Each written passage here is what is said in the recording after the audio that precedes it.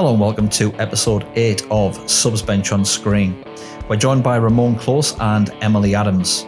It's NAIDOC week, so we got them on to help us understand the challenges that Indigenous footballers have faced in the past and the future and what that might hold for First Nations people playing our wonderful sport. We'll get started, I think.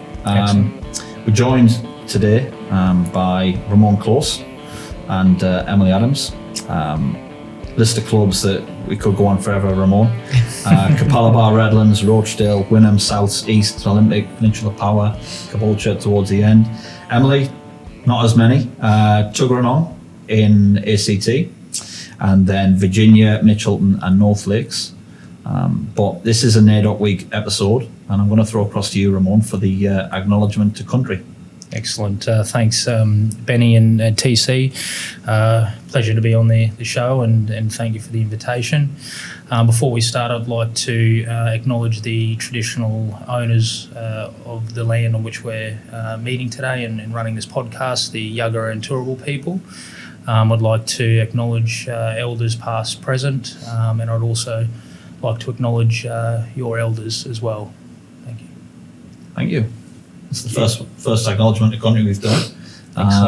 But yeah, appreciate that, Ramone. No problem at all, and it's a first for everything, right? Yeah, it's a first for everything. But look, it is a NAIDOC week episode to tie in with NAIDOC week, and I just been saying before we came on here, this is an episode that, because of the week that it is, when what we do.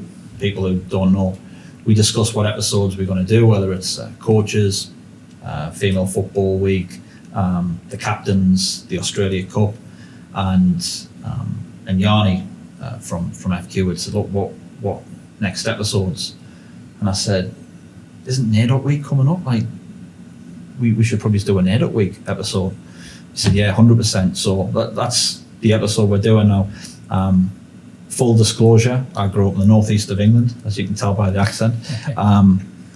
My Australian culture / history before I came to Australia was zero. I knew only about cricket, really. That's the only Australian history I knew.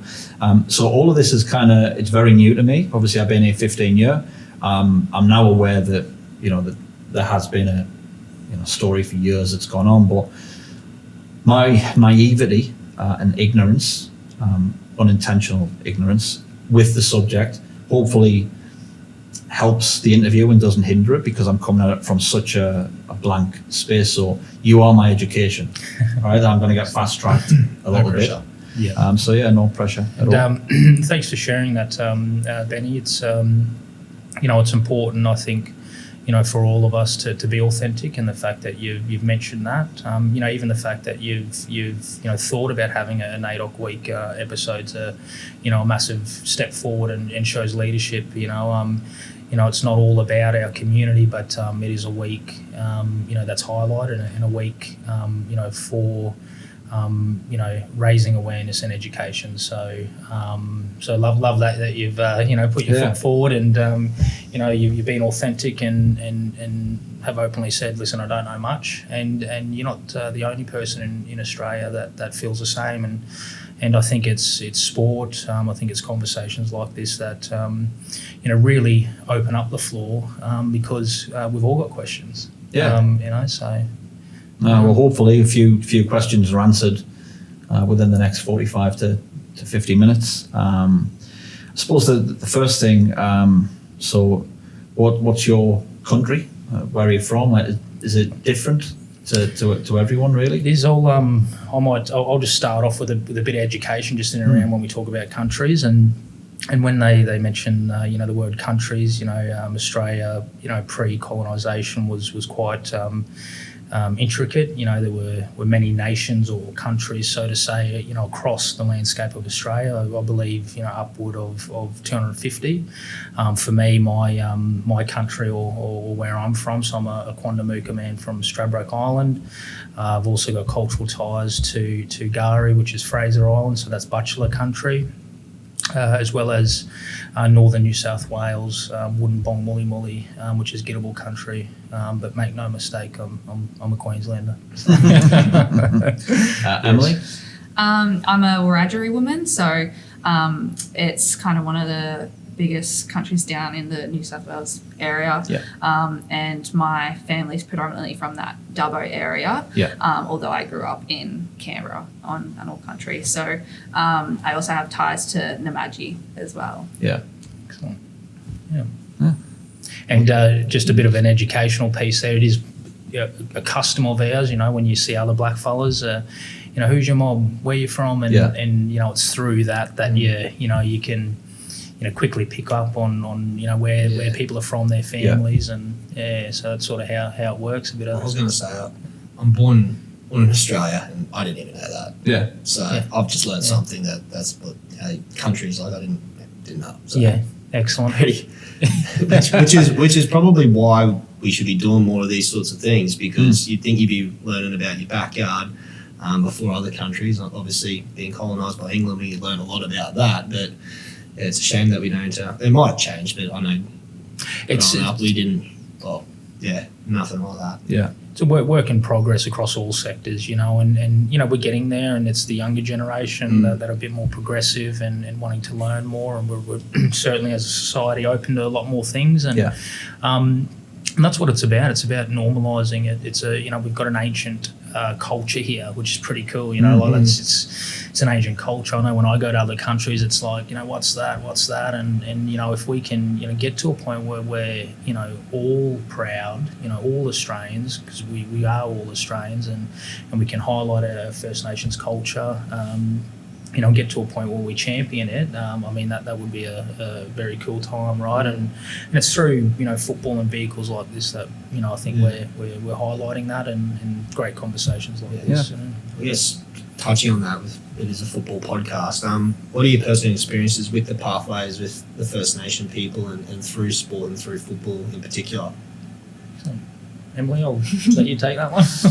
I guess personally, my story would probably be a bit different to yours, because we, as a family, we didn't know, we were First Nations people. We didn't know we were Aboriginal.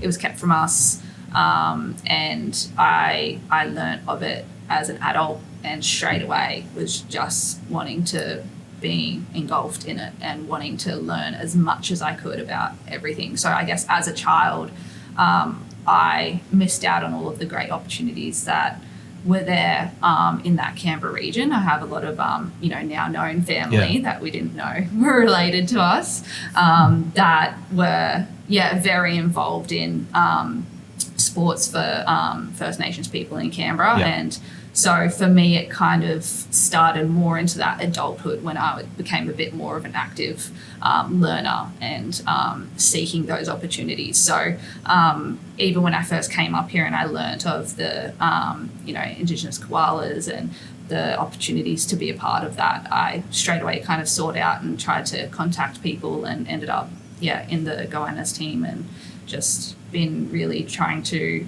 jump into everything I possibly can. Excellent.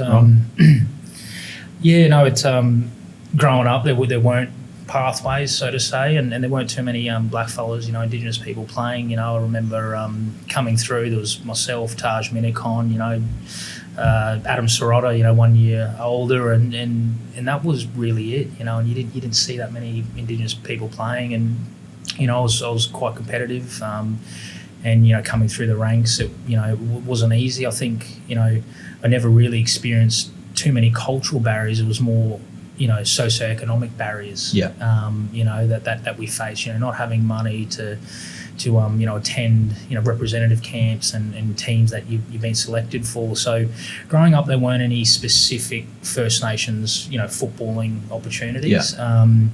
Which is why, and I'm sure we'll touch on it, why we started a tournament here in Queensland. So, I believe now there's more pathways, but growing up, I'm old, but I'm not that old, but there wasn't any, so, yeah. So, because my next question was going to be, what challenges you faced along the journey, and so you're obviously saying straight away that the socio-economic it is certainly one barrier. Yeah. But I want to touch upon your answer to the last question, Emilie. And again, this could be out of turn. I don't know.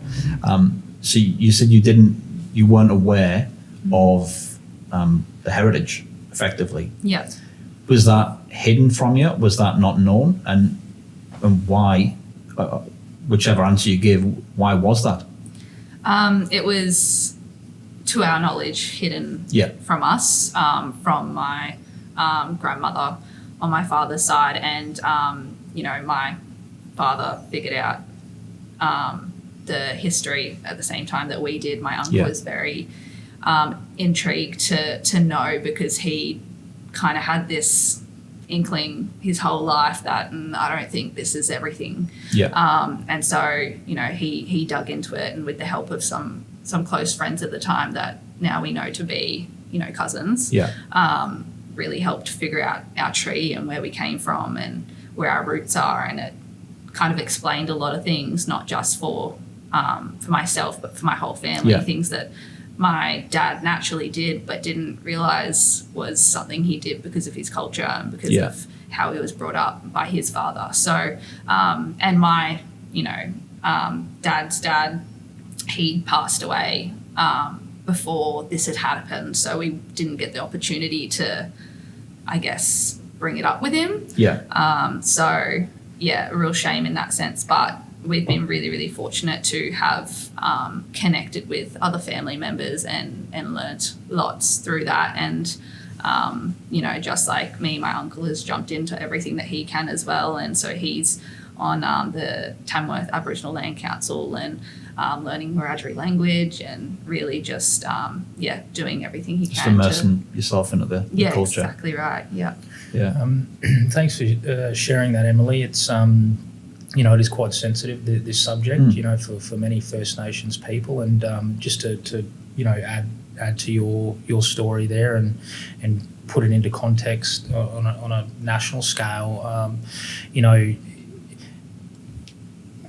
A while back, First Nations people weren't in the Constitution, they weren't classed as people, and this was up until 1967, right? So not long ago. And for example, my grandmother, for her it was easier to be light-skinned than it was to be dark-skinned. And that's not easy, and, you wouldn't understand that until you live that. But, psychologically that has a flow-on effect where you're, my grandma would take favour to the lighter skinned siblings, take them to things, the darker skins. Because there'd be less questions pointing. That's correct, and there'd be some places back in the day, obviously, if you're, dark, you weren't allowed to come to this establishment. So, for her to get by in an easier way, it was easier to hide your Aboriginality. And like Emilie's mentioned, and that's what we call the stolen generation, where kids were removed and then not told about their history, their culture, their families, and then it gets to a point where generationally you sort of don't even want to talk about it, right? And you're going to school and you're a bit shame about it, and you don't want to practice your culture, and so it has had a flow-on effect, right? And like Emilie's mentioned, and what's really cool is that if you've got Indigenous blood or Aboriginal blood and you do identify late, there is this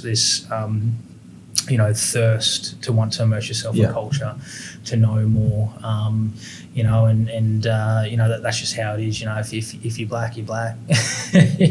So I guess touching on that as well is like you said, it hasn't been that long ago since all these sorts of things started to change.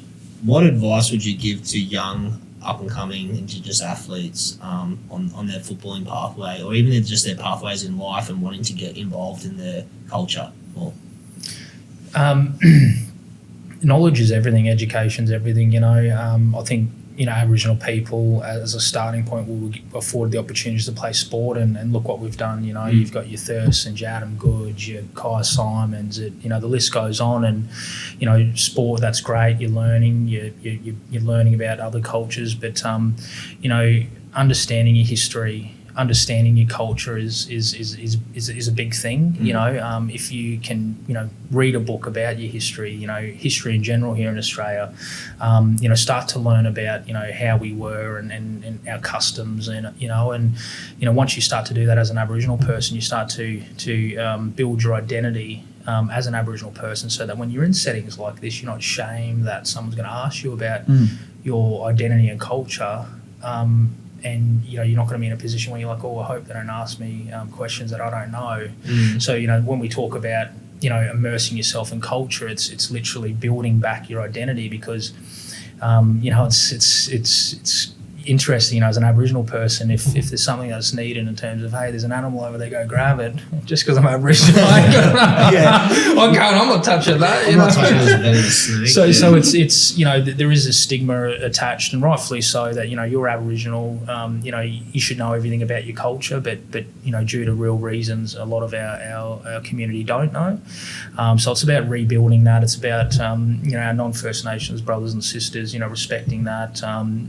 You know, understanding that, allowing us, and even more so if you know, you guys can jump on the train as well and learn yourselves. That's really where the goal is, you know. So yeah. So just following on from that, how can sports help to, I suppose, promote Indigenous culture issues? Is there a way that sport probably is a big driver of this? Yeah. In Australia in particular, because it's, you know, such a sporting country. Yeah, I think it's a great avenue to, you know, show that representation of culture and history and acknowledgement, and just to uplift, you know, Aboriginal and Torres Strait Islander voices to be able to, you know, push for that change, and not just, you know, kind of have a particular time period where we're looking at, oh, let's recognise this area. It's, can we embed it into the clubs? Can we embed it into the organisations? And can we embed it into the sport? And just to follow on that, Emilie, and you're right, you know, when we talk about embedding, and you hear this a bit across the board, you know, embedding culture in you know, curriculums and policies, and I look at that like, you know, just like every person, every culture or country, you know, they've got their lens on society, their lens on things, right? And you know, now that First Nations people are starting to grow and have a bit more of a voice in certain areas, you know, we can put our lens on what's happening. So there are really, you know, a lot of things that we can learn from our First Nations culture, you know, sustainability, you know, how to look at things like this planning, you know, ensuring that everyone's working together, and something that we had to do and maintain for a very long time. So but in terms of, you know, sport being a vehicle to raise awareness on First Nations history and culture, I mean, we're starting to do it. You know, we've all seen it, right? There's been this big, you know, First Nations football movement, which has been tremendous, and, you know, actually gives me goosebumps thinking about it. But you know, prior to that, like TC was saying, is without that, you'd be even further in the dark about, you know, First Nations community culture. I mean, there's some Australians that, you know, would have to go, what, is there Aboriginal people here? Yeah. It's like, yes, there is. Hello. Yeah. You know?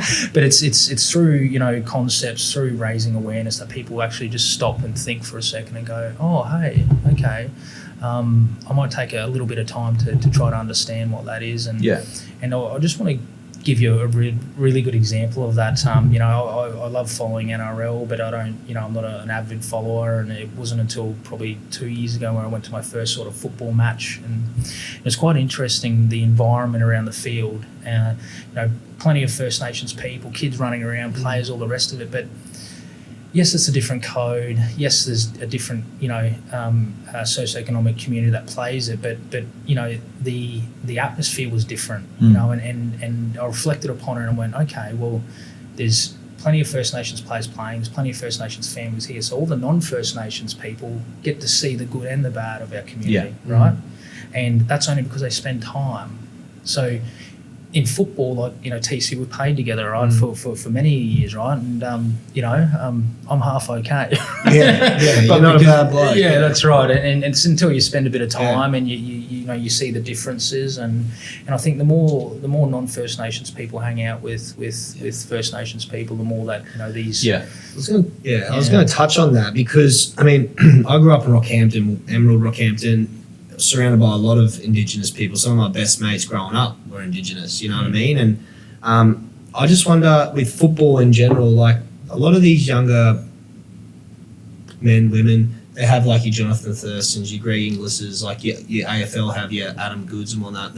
Is football missing like role models for young up-and-coming Indigenous athletes at a professional level to look up to them in this coach? I know that the Matildas are getting it, like as you said, Kai Simons and whatnot, but the men, like, we obviously do need to do more to get these young players playing soccer instead of rugby league, AFL and stuff like that. Do you see a path? Is obviously this whole episode is also to go on, we'll touch on later with the Indigenous competitions that you guys are involved in, but any steps to sort of get them more involved?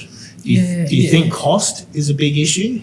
Completely. I got to a point, where creating some of the pathways that I've created, participating and talking to non-First Nations leaders in the footballing space. Mr. Old, is one of them, and it comes down to cost. I call football soccer a rich man's game in this country. So apparently it's the highest participated, which is phenomenal. And but the barrier to entry, especially on a competitive scale like NPL, it's just too much. And why pay that amount when you can pay $300? You get everything. You've got players coming down. So whatever the system that they have in the likes of your AFLs and your NRL, we need to replicate it to drive. I've seen it firsthand growing up in Rocky. Like some of the guys I played with, Indigenous boys, were unbelievable soccer players. But even at that stage, it was $400 to play soccer or whatever, $80. Most of the rugby league clubs were sponsoring these kids. Yeah. My school had heaps of scholarship for players from Woorabinda. Yeah. That would come on a scholarship because they were fantastic rugby league players. But I feel like we're missing something in soccer because you guys are naturally good athletes. I feel football's our code. I think our wiry frames. Yeah, the wiry frames. I think football's there. We're really suited to it. But I think cost is the key when you take away all the niceties and you look at the business of football and the structure of it and progressing that to professional standards. It offers so much opportunity, but until the rest of the world, but until we sort out what we're doing here in this country and bolstering what that is, it's going to be tough. We're always going to lose players to NRL, AFL. They're getting opportunities, like you said, at the age of 12, 13. Like they're seeing actual money, and for parents and players, that's pretty attractive. So it's hard for a parent to go play soccer when the kid's hero is Jonathan Thurston or something like that. Like if there was an equivalent to that in the Socceroos, or they see them week in, week out, maybe football will grow astronomically if you have like one superstar. Yeah, but also fix that barrier to entry, which is cost. So, is that the same with cricket? Yeah. I would say there's not many. Again, Scott Boland. Yeah. I think cricket. I think cricket was a bit of I think maybe elitist sport. Yeah. Same with tennis and your goals. It cost a bit, right? To play and even like that's why leagues not like leagues are working class game. Unions like there's no. I don't think there's any private school thing. There's a period where union are going through it now, where I think that's where soccer may get to because it's money. Like we've had a downtime for union cricket. It's just because of the cost. Yeah. And then further to that, once you start to get more Indigenous people into a code.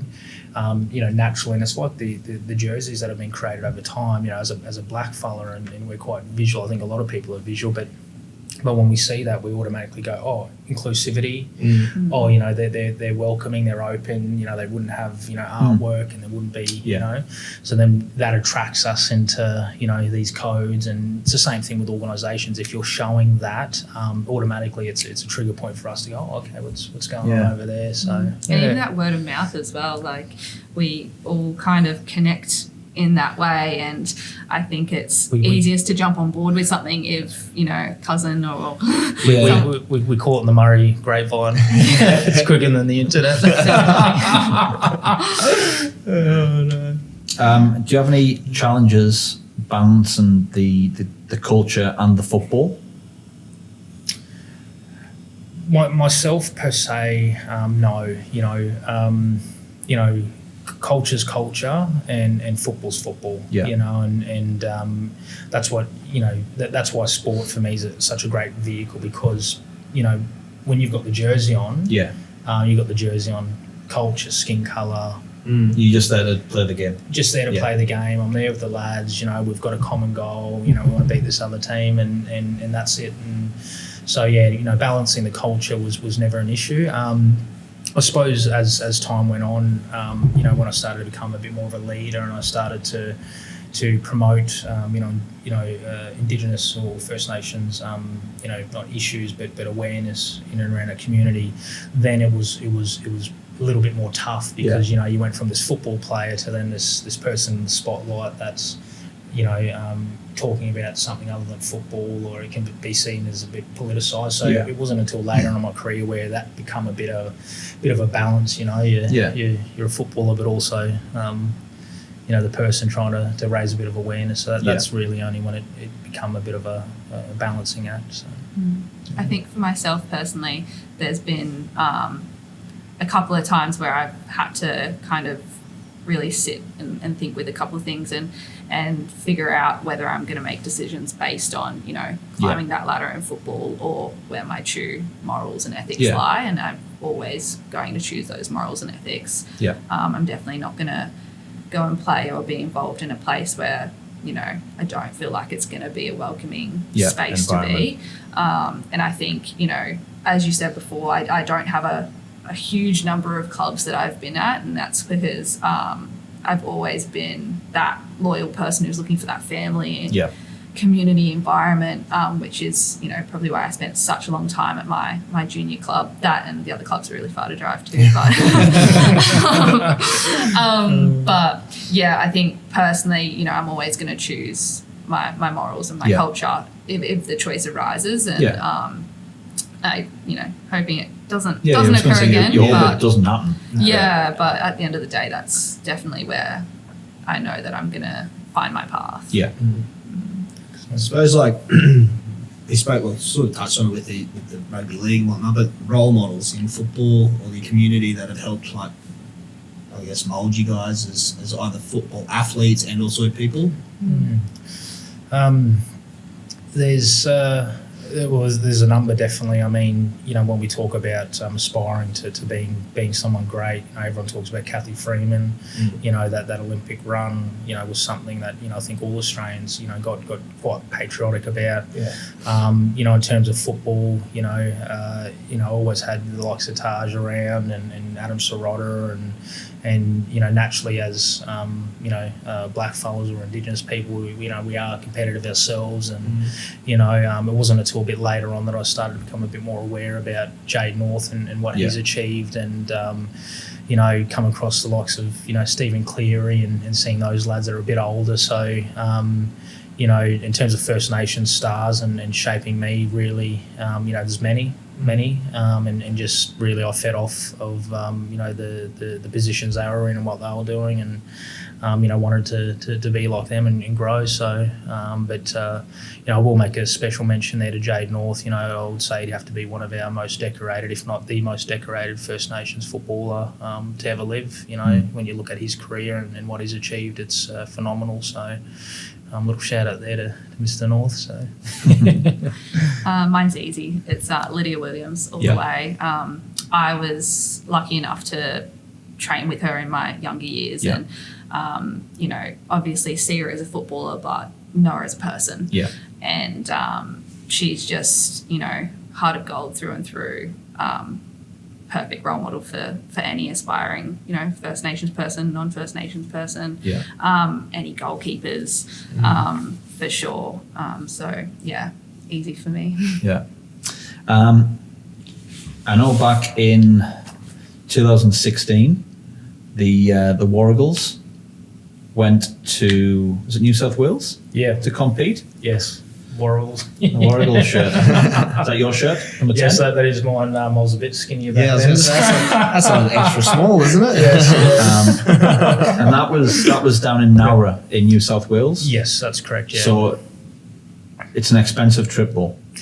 Yes, yeah. It, you know, and I think, you know, Emilie, you'll jump in on what I'm about to explain, but you know, I first found out from Chris Swain, another First Nations legend that's played here in Queensland, and Cleary was there at the start, and we'd heard about this tournament in Nowra, and you know what, this Indigenous tournament in Nowra. Okay, I hadn't heard anything of it, you know, like you know, so we put together a team, the Brisbane Warragles, and you know, we had a number of good players, and we took this team down there, and when we got down there, we didn't know what to expect, right? So I think we had to raise about 30 grand to get down there, you know, just for one team. And so we've gone down there and got into Sydney, gone down to Nowra, and the amount of teams that were there, it was just phenomenal. Yeah. Like it completely threw me back. I didn't know what I was at, what I was looking at. Number one, I thought our team was the only team that existed in Australia. You know?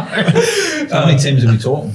So there was probably about 12 men's and 12 women's teams, wow. and you know, teams from Queensland, New South Wales. You know, it was truly a spectacle. You know, I was completely thrown back the whole tournament. You know, you had, you know, Craig Foster there. You had a number of other people. You know, Anthony Mundine. A few people come down, but in terms of football and in terms of a First Nations, you know, event to catch up. I mean, it was the start really. It's an eye opener at that point for you. Oh, completely. Yeah. You know, like I said, you know, the empowerment that I got from that. You know, again, you know, it's events like this that strengthen your identity. You know, to go down there as in my eyes at the time, of a First Nations lad that's done a little bit in football, to go down there to be able to play, compete, but also to you know, there's probably a lot of young Indigenous boys and girls that are, you know, got the opportunity to play against your watch, and then you know, for me it was you know, I was quite proud really to you know, be a leader in your own community and go down there. So it it was an incredible experience. Yeah, You did that 2 year, is that right? That's correct. So we went down the first year, we won it. You know, second year we fell short, and you know, it was after the second year that I sort of, you know, after the finals, sitting back going, you know, this is amazing, but you know, how do we keep doing this every year? You know, this is. Did you have to raise another 30 grand? 100%, yeah, 100%, and you know, I'm sitting here thinking, you know, what does Mount Isa do? Yeah. You know, what does Northern Territory do? You know, what are these teams and communities got to compete with to come down here? And so, you know, that's when you know, I thought, well, let's start a tournament, you know, here in Queensland, Brisbane. So, you know, 2016-17 we went down to Nowra, and then we started the Australian Indigenous Football Championships in down the road in Logan. Logan, that's right, yeah. Yeah, so that was that was pretty cool. It's like a 2 or 3 day thing? Yeah, three days. Your Thursday, Friday, Saturday, your finals. You know, your equivalents to our footballing event is, you know, your Murray Rugby League Carnival, your Koori Rugby League Carnival, and these are obviously massive, you know, carnivals, but also traditionally blackfellas, we caught up at bunya nut festivals, and we caught up at these festivals where people from all different countries can come together, yarn, exchange, all of that. For us in modern times, it's your sporting events. So, so you know, we always went to these rugby league events, and I was getting sick of it, but also realised that we needed something, you know, something for us footballers. You know what it's like. You know, when you're hanging out with mob and you know, I play football, and you get the looks. Which football? Yeah, that's right. So so for us as Indigenous people, within football. Again, you've got your own flavour of First Nations person. We're a bit different to the NRL players and the AFL players, so it gave us a bit of sense of pride and identity. And did it at that point for you then? Because I know you probably still competing at that point. Was the winning of the tournament, did that take a complete backseat for you? You just wanted to create this festival that would be long lasting and enduring? 100%. That's all it was about. Winning wasn't it. I've won a few things. I haven't won as many things as I'd like, but but by then my ego had been put to the side, and so I'm playing in this tournament. I'm also organising it, so I'm running around like a headless chook, and I did that for a number of years. And these are things that you do to get things going. But I think both of the years, I missed out on the final because it was a bit selfish because I wasn't there for the team, even though they did well. But also too, you just had too much to sort out. Well, it was for the good of the tournament. So So for me, that was all it was. I've done my dash, and I was fortunate enough to play overseas and travel and be at the Australian Institute of Sport, be a part of a few different A-League clubs, see what that is, and if any First Nations boy or girl can have that same opportunity, it'll change your life as it has done myself. So the tournament's just another little stone on the path for another First Nations player. So. Yeah. Did you get to play in these tournaments back then? I've only played in the two in 2022, 2023. So I kind of learnt about my culture at 21, right before I was heading over to the US for a year. And then once I'd come back, then I'd moved straight up to Brisbane and kind of dove in there. So, I wasn't involved. So you wouldn't have been involved in the Logan ones, but then went to Caboolture, I want to say? Yes. For a couple of years? Yeah. Before the COVID year? That's correct, yes. So there was nothing like you? No. A lot of crazy things were happening through COVID, right? Just parking to one side, like, what crazy time that was. I can't remember. It's just mental to think back. You had to stay in the house for 7 days, and now if someone's got it, it's like, you'll be all right, it's fine. Well, the world was ending in my everyone was going crazy. They were allowed an hour out of the house. Yeah, everyone was punching on over toilet paper. Right.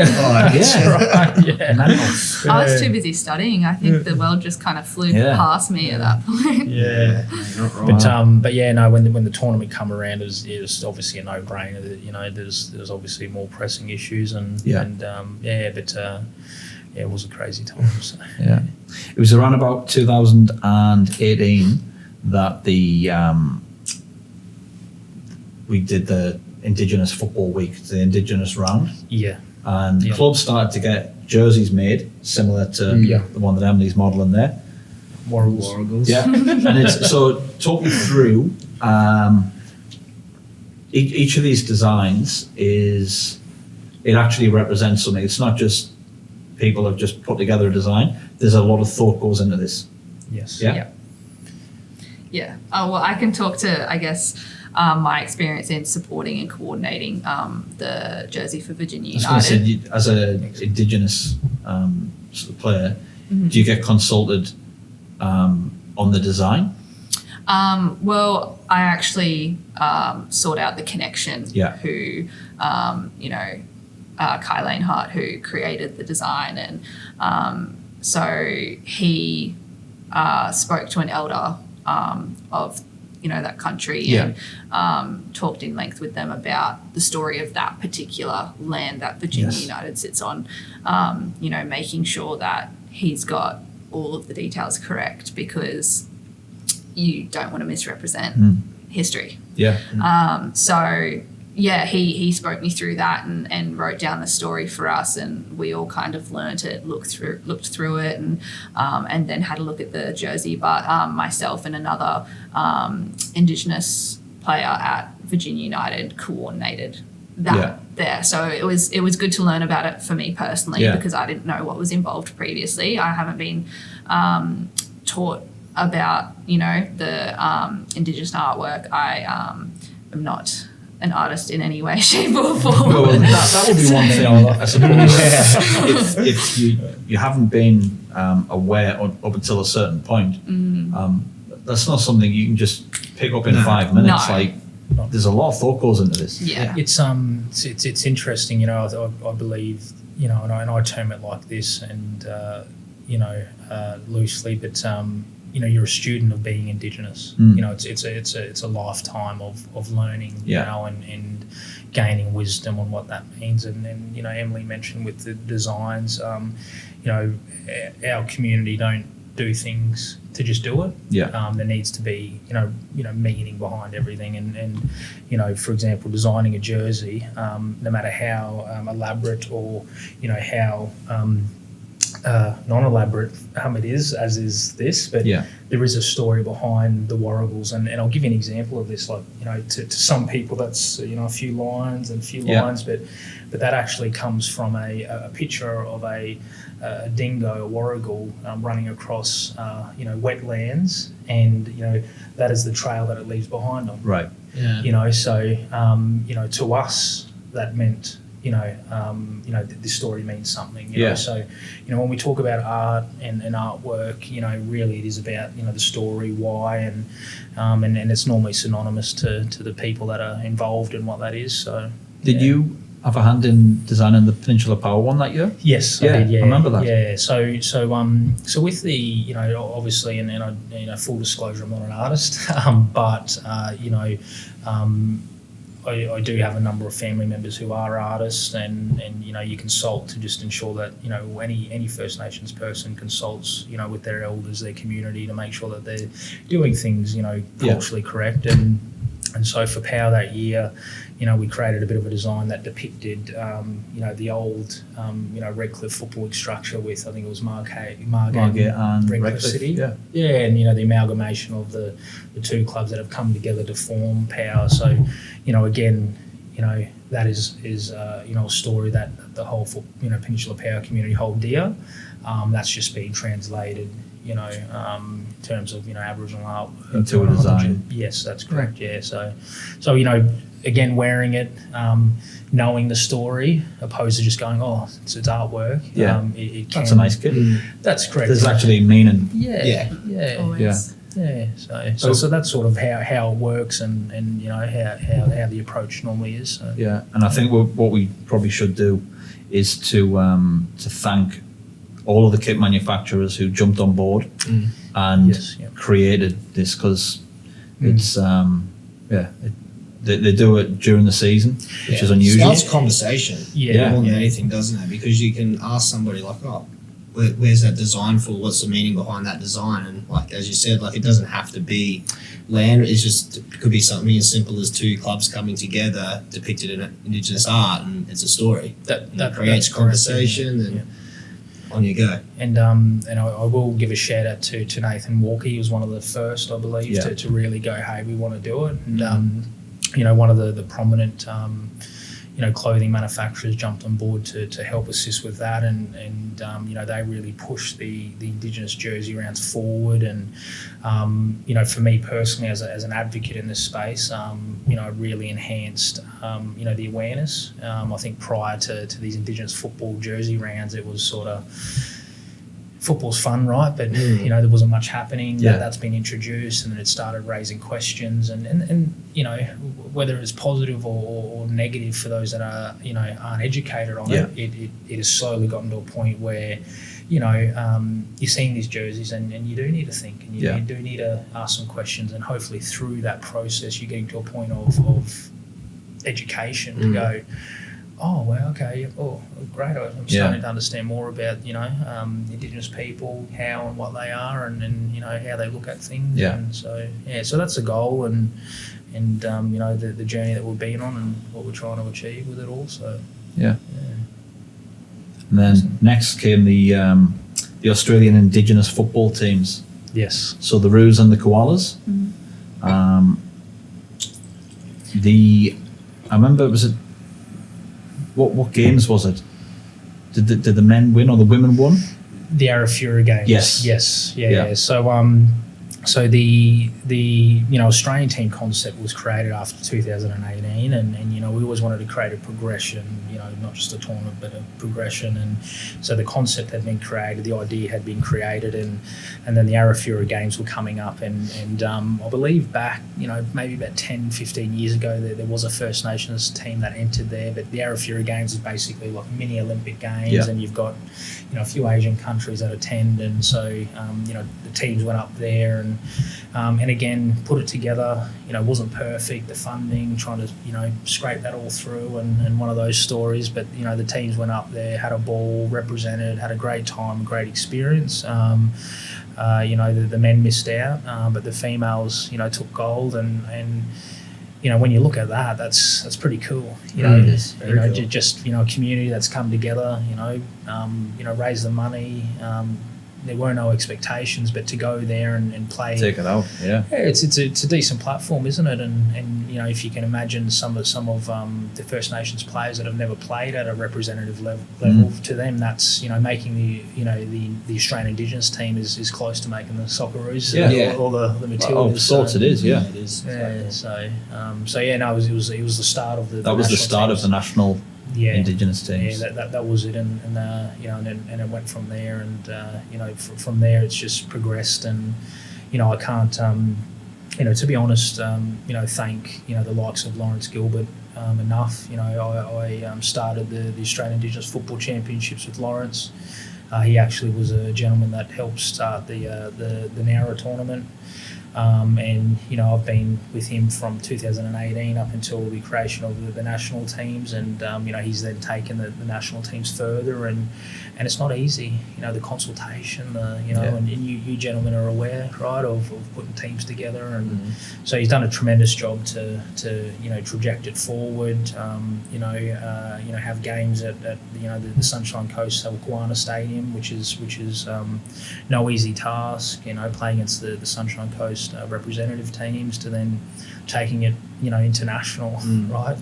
Playing against the New Zealand Māori teams. I was going to say that the progression is 2021 played against Power. It was televised.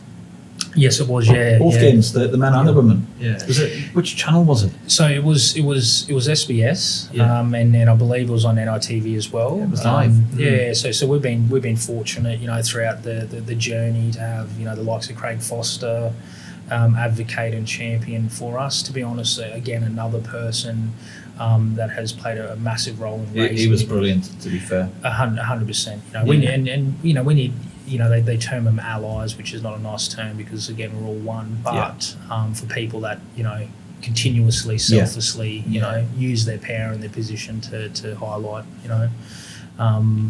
what we're doing is massive. So that was huge. There's not too many groups where SBS are coming or NITV are coming to televise. So we thought we were pretty flash when. That's what I was going to say. Is you've obviously gone there, then to the Sunny Coast Select team at Kiwana Stadium, which is a beautiful stadium, and onto obviously a series against the Maoris.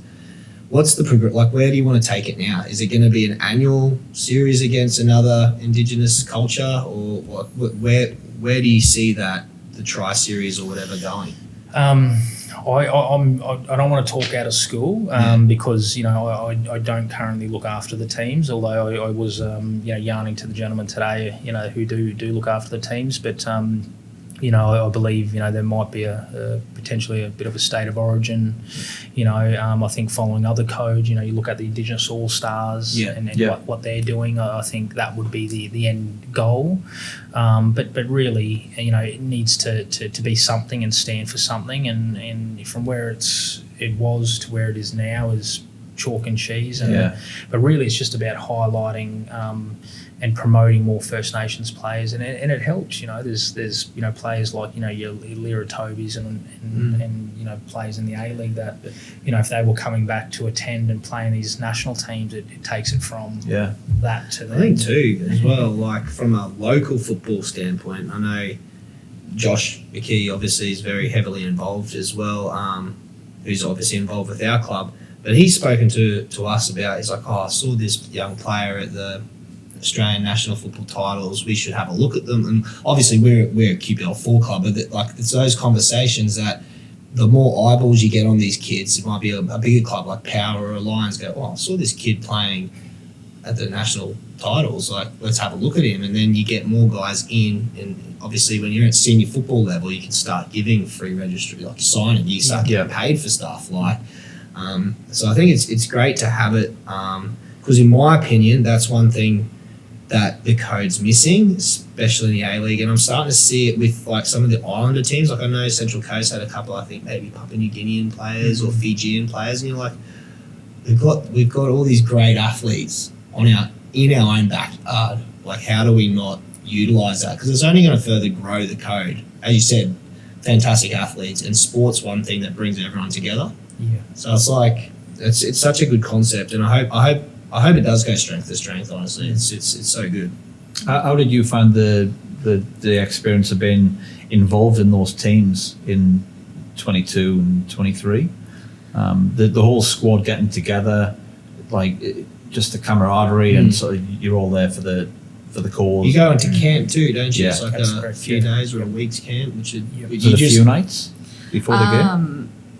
Yeah, I think for we had a bit of a training trials camp last year, and that was a few nights, and then before the games as well, you would kind of go into camp a couple nights. But I guess those camps can be challenging as well, because not everyone has the capacity to take that kind of leave from work or be able to financially step away in that way. But it's something that everyone I've spoken to, it's such passion for them that a lot of people involved are of course wanting to take that what's the word? It's almost like taking leave from work, because you've got a game to play and everything, but if you're going to take 3 or 4 days off work through the year, I'm definitely taking them 3 or 4, because it's brilliant. That's correct. I'm getting to represent sort of my heritage, my culture. Yeah. And that's what it means for our mob, like NAIDOC week this week, right? Yeah. And in your workplace, and if you're going to take time off, and we're all busy, and this goes for anyone, right? As we don't catch up with family as much as we'd like. We don't catch up with friends as much as we'd like, because life's hectic. But for First Nations people, how do you engage in culture? How do you catch up with community? It's events like this. It's NAIDOC week, events at NAIDOC week. That's where you go, and you're just walking through, and you're seeing aunties and uncles and other community members, and that's our way of touching base and checking in, and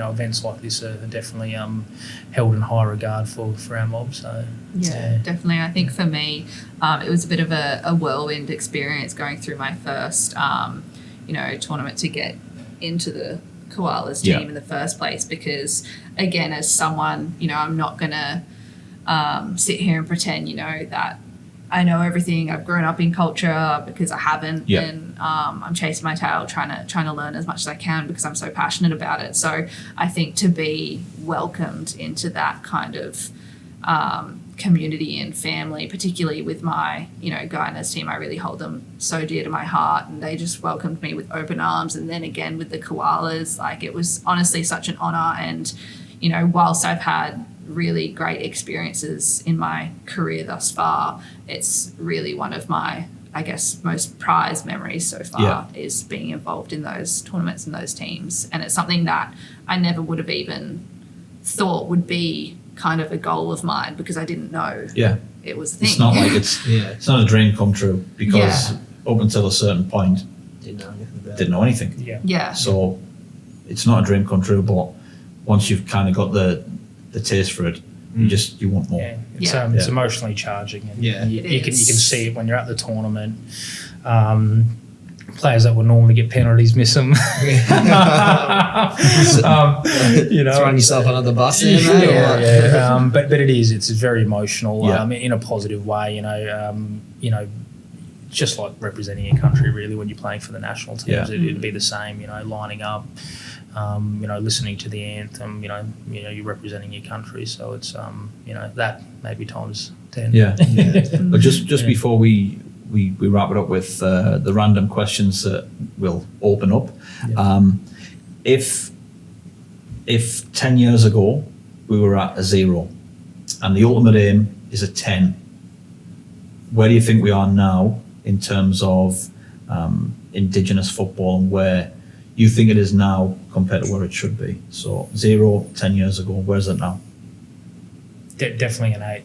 Yeah, Definitely an 8. big changes have been made there. Massive changes. To be honest, I think there is one hurdle and it's money. Yeah. There is literally only one hurdle and it's money. Don't get me wrong. There are some clubs that are, predominantly, see things the way they see things. But football's a world game. It's multicultural. You're playing at Olympic. They're all Greeks, and they're quite multicultural. They face a lot of adversity in history as well. And so for Indigenous people coming through and playing the code, they've got individual community teams, right, that they can participate in. Go to meet other high level players like Emilie and other players, be seen by clubs, coaches, which is happening all the time. We've had a chat about First Nations players that you've seen and have asked me about. And so that was never around. You've now got national teams. You're getting games televised on SBS and on TV. That's almost unheard of. So really, we're kicking goals, no pun intended. And, the next step is, that superstar, Matilda, which we've had. And I think we're going to see more Matildas, First Nations Matildas than Socceroos. But again, it'd be nice to see that Adams Goods version in the Socceroos team and playing at a top flight. That'll, as patriotic Australians, change the way we look at, things. So, Emilie, mark out of 10? I almost want to say the opposite, not to kind of degrade how much progression we've made, but to show how much we can make going forward. I just think it feels like things are on a roll, and I'm just hoping it'll keep rolling. Momentum keeps going. Yeah, so it almost feels like, we're almost about halfway, but I just want to keep it going, see it keep progressing. Cool. Well, look, just to kind of finish off on that, I do just want to pay tribute to you because, and I was kind of there at the beginning of when you started the whole thing. What you've done for Indigenous football is remarkable. So you should be really proud. Appreciate it. Yeah. Random questions. What are we going with? I reckon 5-a-side teams. Yeah. How about a 5-a-side team that you've played in? So the best 5 players. So keeper, a couple of defenders, midfielder, attack. However you want to do it, and same with you, 5-a-side team. Oh, wow. It doesn't have to be Indigenous. It can be. It doesn't have to be. Open it up. Thanks. Wish I had time to prep for this. Yep. I'm thinking over time now too. Who's the best keeper? Think of the best keeper. No, I'm kidding. Well, I mean, otherwise, am I not going to play? Yeah. Of course I want to play. Sit on the bench. I'll sit on the bench for Lydia or Jada or one of those guys. I'm keeper wise. I'm going to have to throw out. I'm reluctant, but Liam Reddy. Yeah, I like Liam, as a keeper, and he is a bit, boisterous and all the rest of it. But I liked his style, and Andrew Redmayne would be another one. In terms of the long arms and out there, and so keeper. Defenders, geez,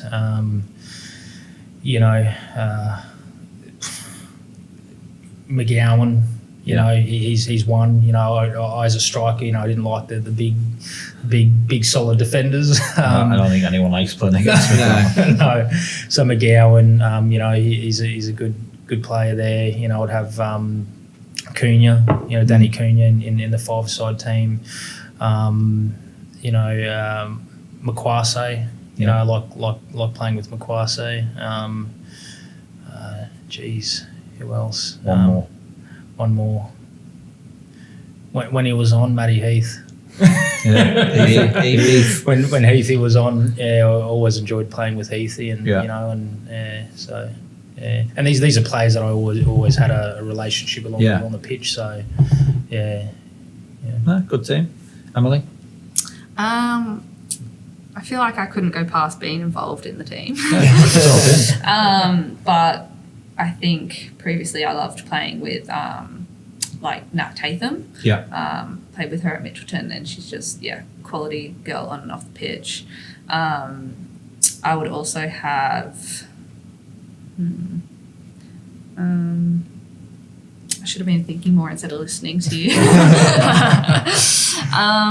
I think that for midfield, Kayo. I can't pronounce your last name.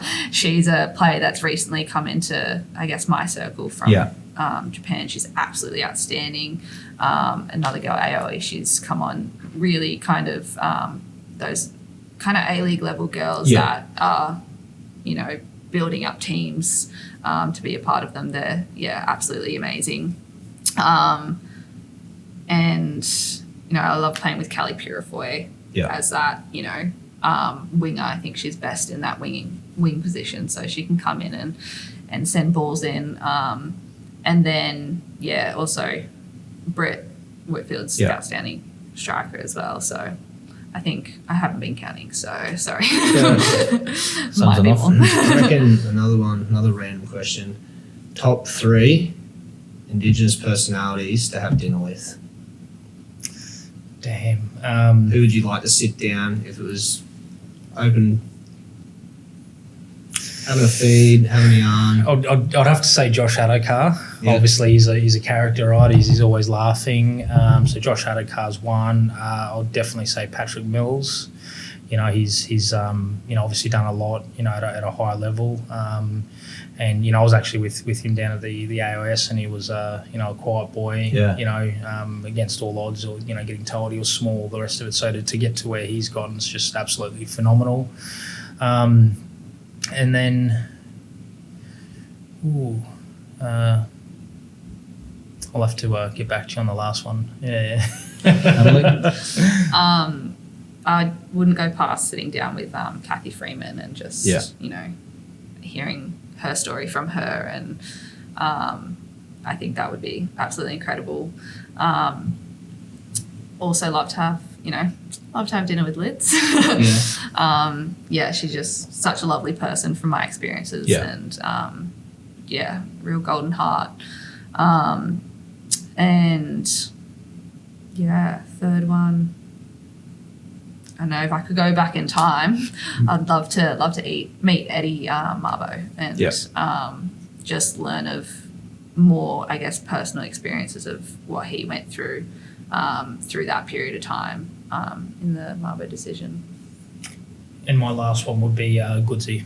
Yeah, Adam Goods. I've met him through a few things, but haven't had a chance to sit down and have a real yarn. So I think, in terms of what he's achieved and what he went through to then what he's doing now, I mean, it's incredible. So to be interesting to just listen to him and hear his story and everything that he's seen and done. So been through. Yeah. That's the equivalent of the best 3 on a night out, isn't it? Yeah. I thought it would be a bit more appropriate. I think that's fair. Chat. Well, look, I want to thank you both for coming on podcast, sitting on the bench with us. Pleasure. Thoroughly enjoyed that and learnt a fair bit. Excellent. It's a lot to take in, but definitely got answers to questions that. We probably learned the same amount, honestly. I think, I don't know what it's like in schools now, but I know growing up I didn't learn nearly enough. I would like to think it's definitely changed. So it's a good conversation to have, and that's how you learn, right? Talking to people that have experiences in those sorts of cultures, whether it be anything in life, isn't it? So I enjoyed it myself as well.